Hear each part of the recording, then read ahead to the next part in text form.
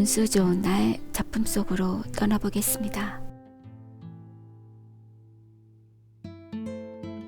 새침하게 흐린 품이 눈이 올 듯 하더니 눈은 아니오고 얼다가만 비가 추적추적 내리는 날이었다.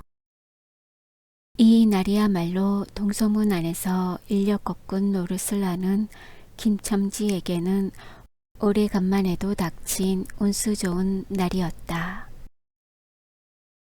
문 안에 거기도 문 밖은 아니지만 들어간답시는 앞집 마마님을 전찻길까지 모셔다 드린 것을 비롯으로 행여나 손님이 있을까 하고 정류장에서 어정어정하며 내리는 사람 하나하나에게 거의 비는 듯한 눈결을 보내고 있다가 마침내 교은인 듯한 양복쟁이를 동관학교까지 태워다 주기로 되었다.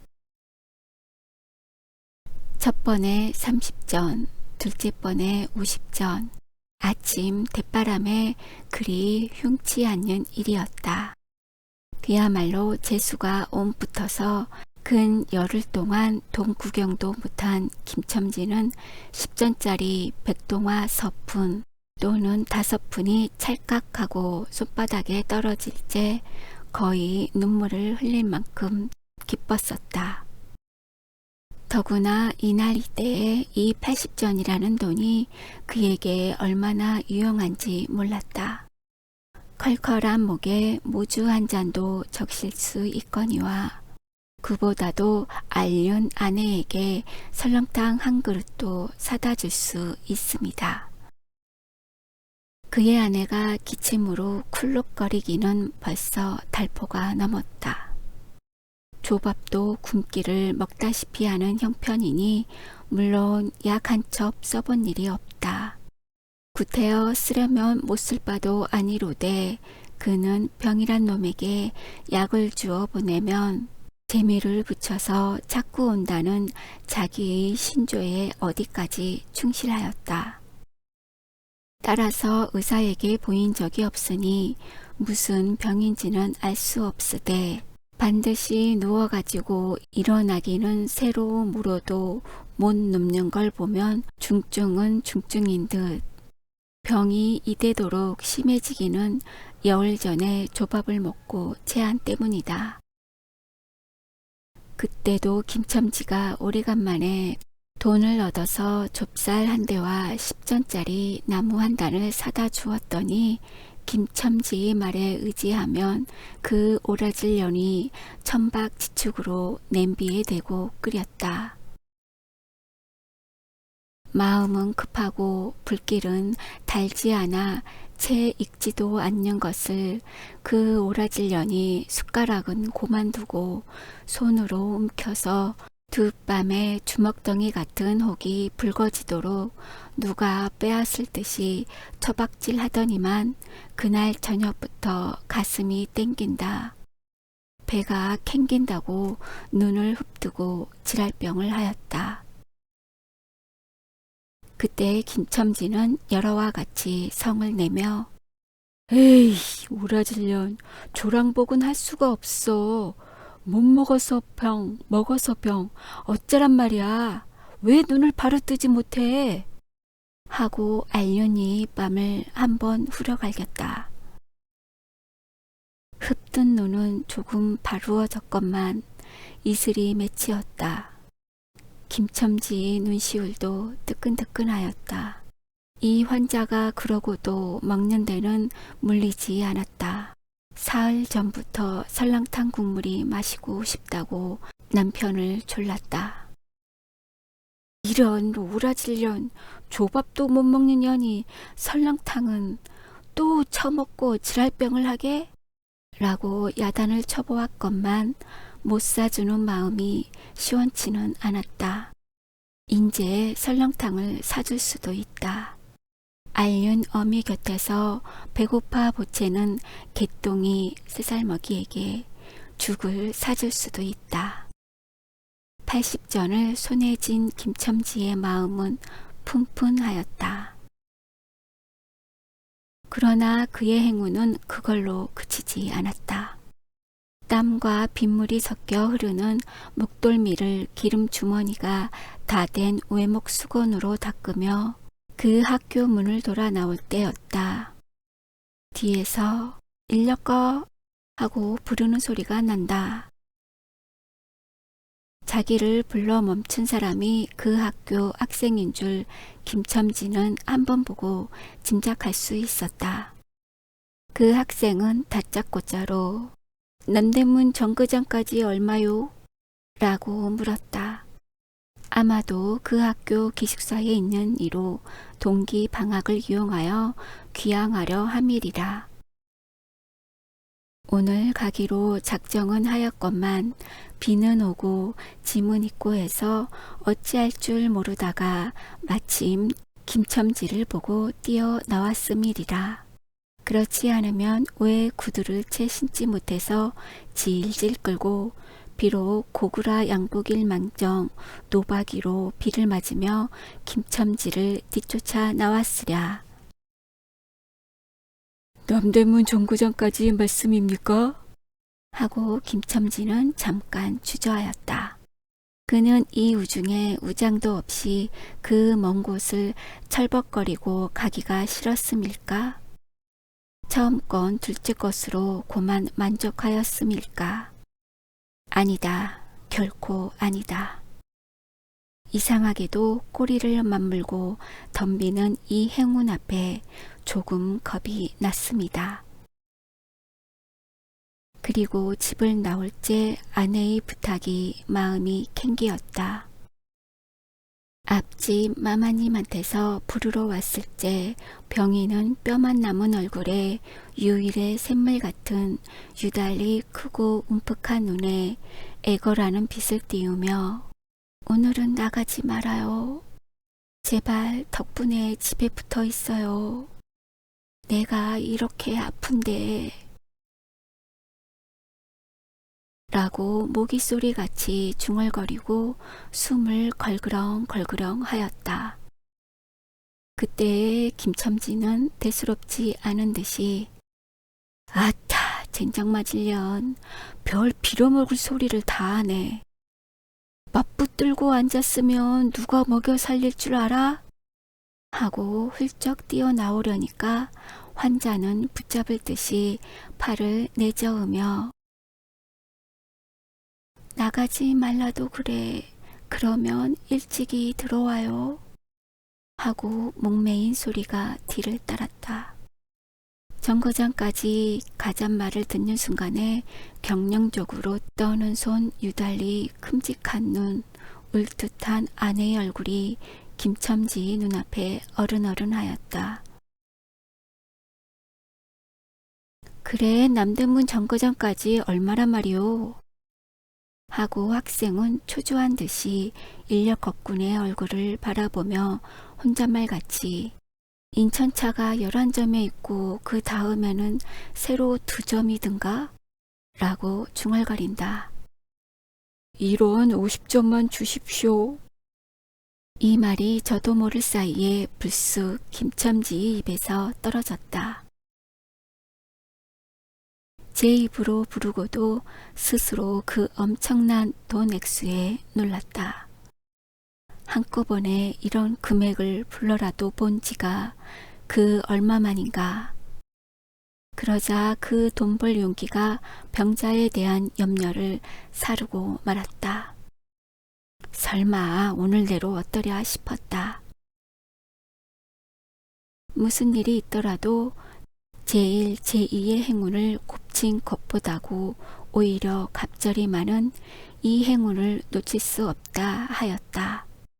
1원 50전은 너무 과한데? 이런 말을 하며 학생은 고개를 기웃하였다. 아니오시다. 이 수로 치면 여기서 거기가 10오리가 넘는답니다. 또 이런 진날은 좀 더 주셔야지요. 하고 빙글빙글 웃는 차부의 얼굴에는 숨길 수 없는 기쁨이 넘쳐 흘렀다. 그러면 달라는 대로 줄 터이니 빨리 가요. 관대한 어린 손님은 이런 말을 남기고 총총히 옷도 입고 짐도 챙기러 갈대로 갔다. 그 학생을 태우고 나선 김첨지의 다리는 이상하게 거뿐하였다. 다름질을 한다느니 보다 거의 나는 듯 하였다. 바퀴도 어떻게 속히 도는지 구르다느니 보다 마치 얼음을 지쳐 나가는 스케이트 모양으로 미끄러져 가는 듯 하였다. 언 땅에 비가 내려 미끄럽기도 하였지만 이윽고 끄는 이 다리는 무거워졌다. 자기 집 가까이 다다른 까닭이다. 새삼스러운 염려가 그의 가슴을 눌렀다. 오늘은 나가지 말아요. 내가 이렇게 아픈데. 이런 말이 잉잉 그의 귀에 울렸다. 그리고 병자의 움쓱 들어간 눈이 원망하는 듯이 자기를 노리는 듯 하였다. 그러자 엉엉하고 우는 기똥이의 곡성을 들은 듯 싶다. 딸꾹딸꾹하고 숨 모으는 소리도 나는 듯 싶다. 왜 이리유 기차 놓치겠구먼 하고 탄이의 초조한 부르짖음이 간신히 그의 귀에 들어왔다. 언뜻 깨달으니 김첨지는 인력거를 쥔 채 길 항복판에 엉거주춤 멈춰 있지 않는가. 예. 하고 김첨지는 또다시 다름질하였다. 집이 차차 멀어갈수록 김첨지의 걸음에는 다시금 신이 나기 시작하였다.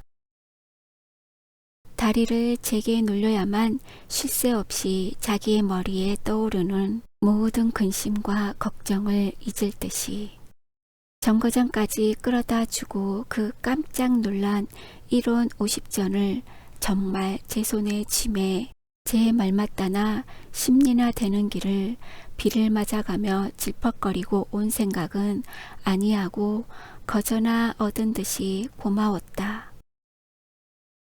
졸부나 된 듯이 기뻤다. 제 자식벌밖에 안 되는 어린 손님에게 몇 번 허리를 굽히며 안녕히 다녀오십시오 라고 깍듯이 재우쳤다. 그러나 빈 인력거를 털털거리며 이 우중에 돌아갈 일이 쿵박기였다. 노동으로 하여 흐른 땀이 식어지자 굶주린 창자에서 물 흐르는 옷에서 어슬어슬 한기가 솟아나기 비롯하며 1원 50전이란 돈이 얼마나 괜찮고 괴로운 것인 줄 절절히 느끼었다. 정거장을 떠나는 그의 발길은 힘 하나 없었다. 온몸이 웅성그려지며 당장 그 자리에 엎어져 못 일어날 것 같았다. 젠장 맞을 것. 이 비를 맞으며 빈 인력거를 털털거리고 도라를 간담. 이런 빌어먹을 제 할미를 붙을 비가 왜 남의 상판을 딱딱 때려. 그는 몹시 화중을 내며 누구에게 반항이나 하는 듯이 개걸거렸다. 그럴 즈음에 그의 머리엔 또 새로운 광명이 비쳤나니 그것은 이러고 갈 게 아니라 이 근처를 빙빙 돌며 차 오기를 기다리면 또 손님을 태우게 될는지도 몰라 란 생각이었다. 오늘 운수가 괴상하게도 좋으니까 그런 요행이 또 한 번 없으리라고 누가 보증하랴. 꼬리를 굴리는 행운이 꼭 자기를 기다리고 있다고 내기를 해도 좋을 만한 믿음을 얻게 되었다.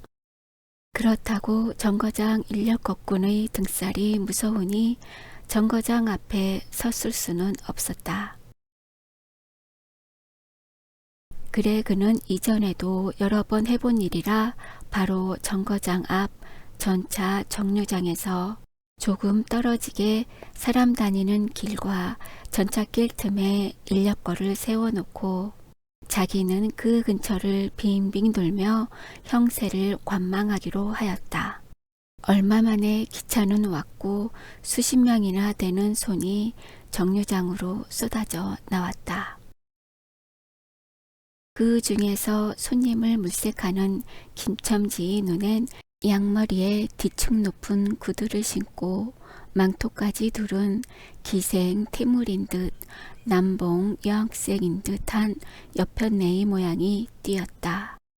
그는 슬근슬근 그 여자의 곁으로 다가들었다.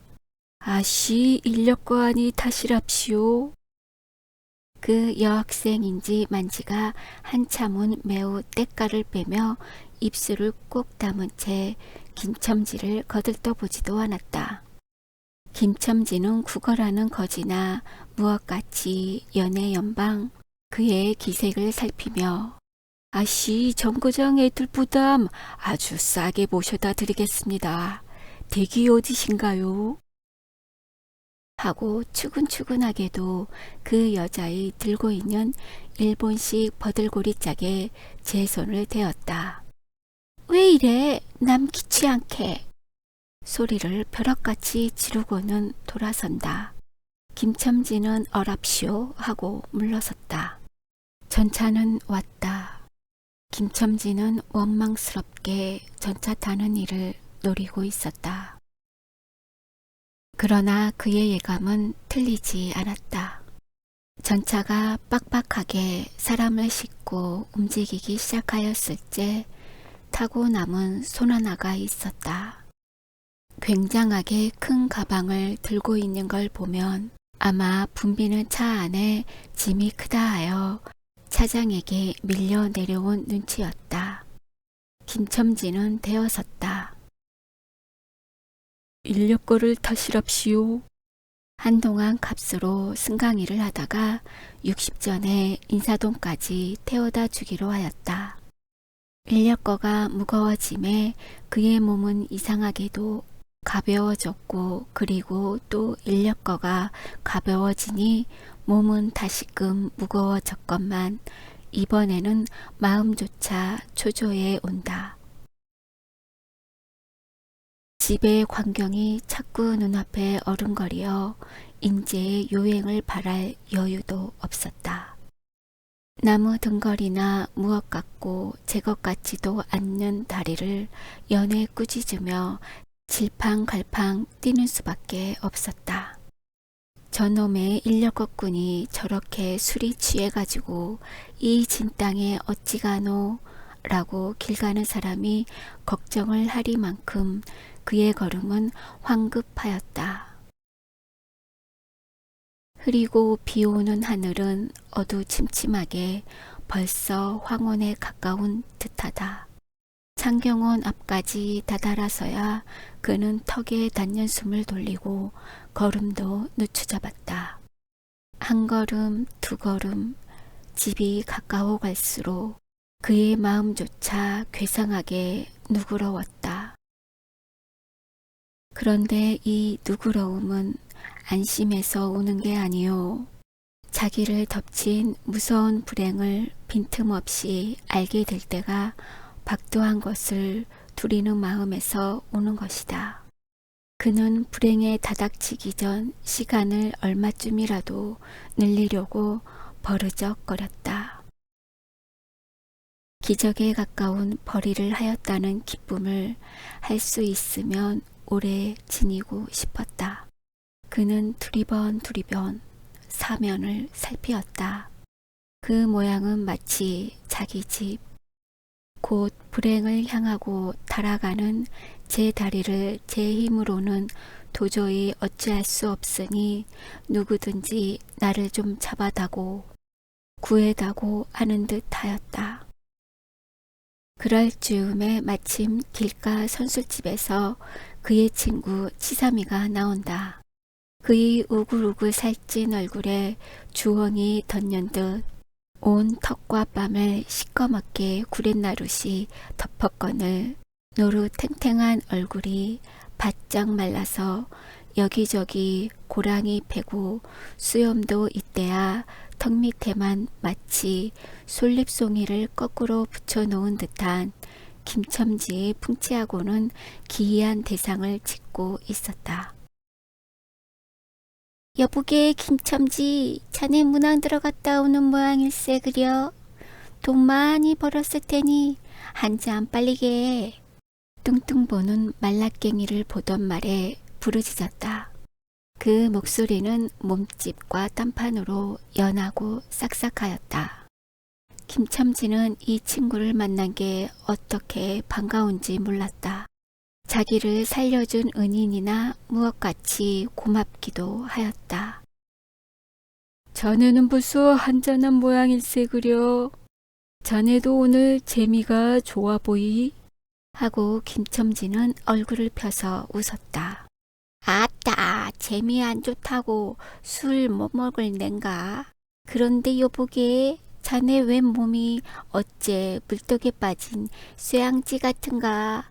어서 이리 들어와 말리게. 선술집은 훈훈하고 뜨뜻하였다. 추어탕을 끓이는 솥뚜껑을 열 적마다 뭉게뭉게 떠오르는 흰김 석쇠에서 뻐지짓 구워지는 너비안이 구이며 제육이며 간이며 콩팥이며 북어며 빈대떡. 이 너저분하게 늘어놓인 안주 탁자에 김첨지는 갑자기 속이 쓰려서 견딜 수 없었다. 마음대로 할 양이면 거기 있는 모든 먹음먹이를 모조리 깡그리 집어삼켜도 시원치 않았다. 하되 배고픈 이는 위선 분량만은 빈대떡 2개를 쪼이기도 하고 추억탕을 한 그릇 청하였다. 줄인 창자는 음식 맛을 보더니 더욱더욱 비어지며 자꾸 드리라 하였다. 순식간에 두부와 밑꿀이 든 국 한 그릇을 그냥 물같이 들이켜고 말았다. 셋째 그릇을 받아 들었을 때 데우면 막걸리 곱빼기 2잔이 더웠다. 치사미와 같이 마시자 원원이 비었던 속이라 찌르르 하고 창자에 퍼지며 얼굴이 화끈하였다. 눌러 곱빼기 1잔을 또 마셨다. 김첨지의 눈은 벌써 개게 풀리기 시작하였다. 석쇠에 얹힌 떡 2개를 숭덩숭덩 썰어서 볼을 불룩거리며 또 곱빼기 2잔을 부어라 하였다. 치삼은 의아한 듯이 김첨지를 보며 여보기에 또 붓다니 벌써 우리가 몇 잔씩 먹었네. 돈이 40전일세 라고 주의시켰다. 아따 이놈아, 40전이 그리 끔찍하냐? 오늘 내가 돈을 막 벌었어. 참 오늘 운수가 좋았느니. 그래, 얼마를 벌었단 말인가? 30원을 벌었어. 30원을. 이런 젠장 맞을 술을 왜 안 부어? 괜찮다. 막 먹어도 상관이 없어. 오늘 돈 산더미 같이 벌었는데. 이 사람 취했군. 그만두세. 이놈아, 그걸 먹고 취할 내냐? 어서 더 먹어. 하고는 치삼의 귀를 잡아 치며 취한 이는 부르짖었다. 그리고 술을 붓는 15살 됨직한 중대가리에게로 달려들며 이놈 오라질 놈, 왜 술을 붓지 않어? 라고 야단을 쳤다. 중대가리는 히히 웃고 치삼을 보며 문의하는 듯이 눈짓을 하였다. 주정꾼이 이 눈치를 알아보고 화를 버럭내며 애미를 붙을 이 오라질 놈들 같으니 이놈 내가 돈이 없을 줄 알고? 하자마자 허리춤을 흠칫 하더니 1원짜리 한 장을 꺼내어 중대가리 앞에 펄쩍 집어던졌다. 그 사품에 몇 푼 은전이 짤그랑하며 떨어진다. 여보께 돈 떨어졌네. 왜 돈을 막 끼었나? 이런 말을 하며 일변 돈을 줍는다. 김첨지는 취한 중에도 돈의 거처를 살피는 듯이 눈을 크게 떠서 땅을 내려다보다가 불시에 제 하는 짓이 너무 더럽다는 듯이 고개를 소스라치자 더욱 성을 내며 봐라 봐 이 더러운 놈들아, 내가 돈이 없나? 다리뼈따구를 꺾어 놓을 놈들 같으니 하고 치삼에 주어주는 돈을 받아 이 원수의 돈, 이 육시를 할 돈 하면서 풀매질을 친다. 벽에 맞아 떨어진 돈은 다시 술 끓이는 양푼에 떨어지며 정당한 매를 맞는다는 듯이 쨍 하고 울었다. 곱배기 두 잔은 또 부어질 겨를도 없이 말려가고 말았다. 김첨지는 입술과 수염에 붙은 술을 빨아들이고 나서 매우 만족한 듯이 그 솔잎송이 수염을 쓰다듬으며 또 부어, 또 부어 라고 외쳤다. 또 한 잔 먹고 나서 김첨지는 치삼의 어깨를 치며 문득 껄껄 웃는다. 그 웃음소리가 어떻게 컸던지 술집에 있는 이의 눈은 모두 김첨지에게로 몰렸다.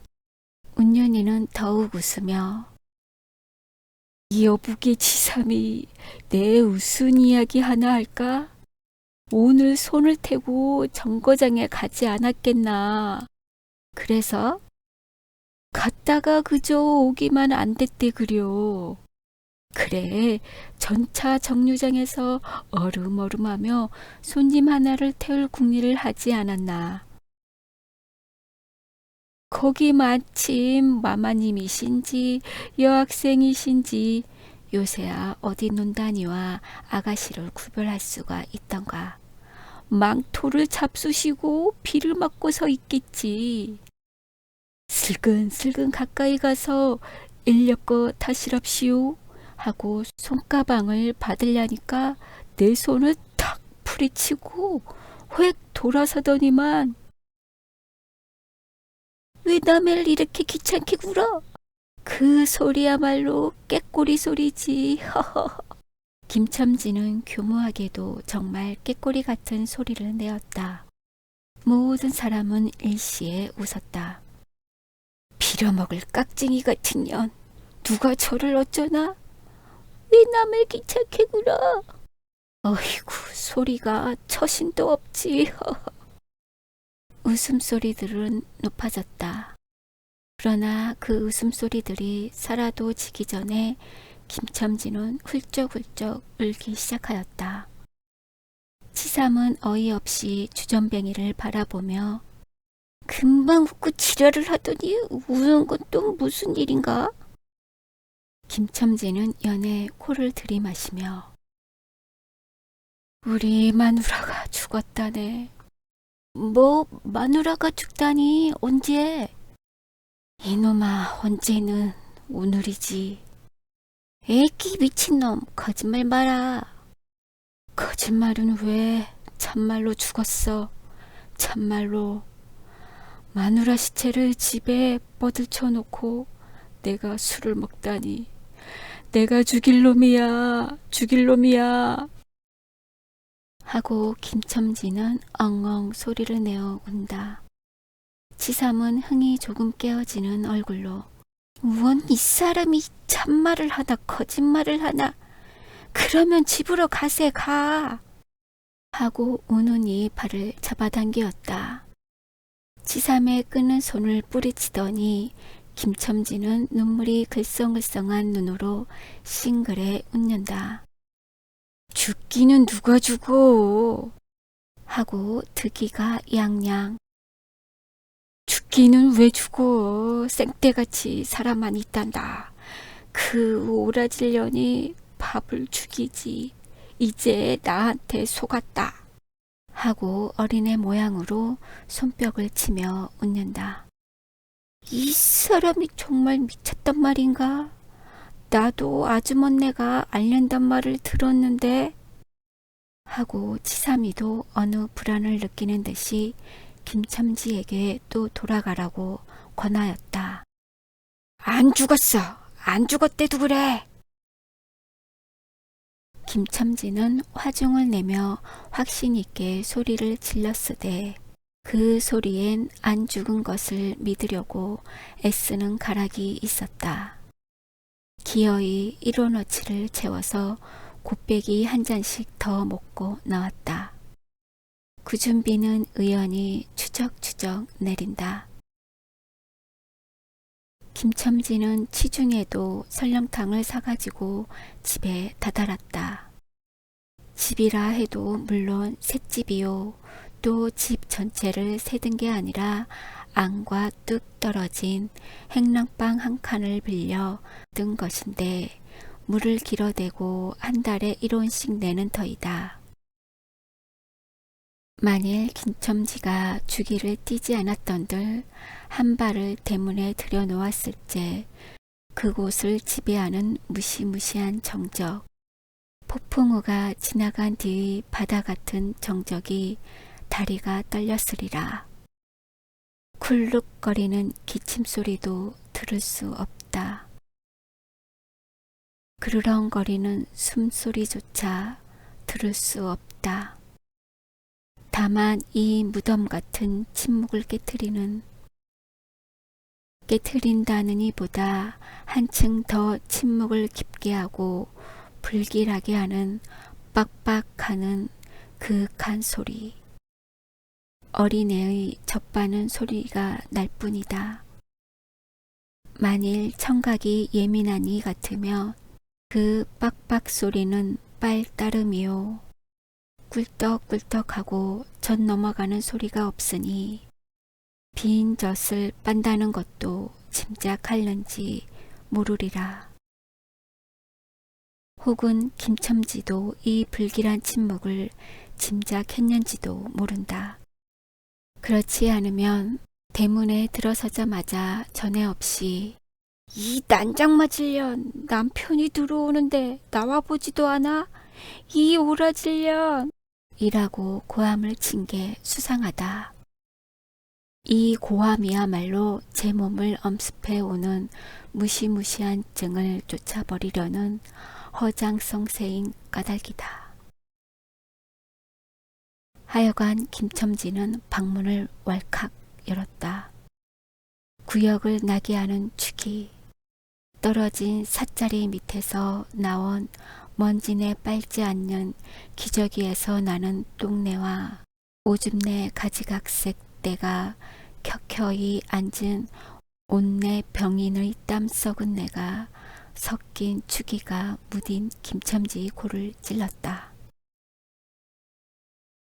방 안에 들어서며 설렁탕을 한 구석에 놓을 사이도 없이 주정꾼은 목청을 있는 대로 다 내어 호통을 쳤다. 이런 오라질년, 주야장청 누워만 있으면 제일이야? 남편이 와도 일어나지를 못해. 라는 소리와 함께 발길로 누운 이의 다리를 몹시 찼다. 그러나 발길에 채이는 건 사람의 살이 아니고 나무 등걸과 같은 느낌이 있었다. 이때의 빽빽 소리가 응아 소리로 변하였다. 개똥이가 물었던 젖을 빼어놓고 운다. 운데도 온 얼굴을 찡그려 붙여서 운다는 표정을 할 뿐이다. 응아 소리도 입에서 나는 게 아니고 마치 뱃속에서 나는 듯하였다. 울다가 목도 잠겼고 또 울 기운조차 시진한 것 같다. 발로 차도 그 보람이 없는 걸 보자 남편은 아내의 머리맡으로 달려들어 그야말로 까치집 같은 환자의 머리를 꺼트러 흔들며 이년아 말을 해 말을. 입이 붙었어 이 오라질년. 응? 이것 봐 아무 말이 없네. 이년아 죽었단 말이냐 왜 말이 없어. 응? 또 대답이 없네. 정말 죽었나 보이. 이러다가 누운이 흰 창을 덮은 위로 짙은 눈을 알아보자마자 이 눈깔, 이 눈깔 왜 나를 바라보지 못하고 천장만 보느냐, 응? 하는 말 끝에 목이 메었다. 그러자 산 사람의 눈에서 떨어진 닭의 똥 같은 눈물이 죽은 이의 뻣뻣한 얼굴을 어릉어릉 쳐씌웠다. 문득 김첨지는 미친 듯이 제 얼굴을 죽은 이의 얼굴에 한 대 비비대며 중얼거렸다. 설렁탕을 사다 놓았는데 왜 먹지를 못하니?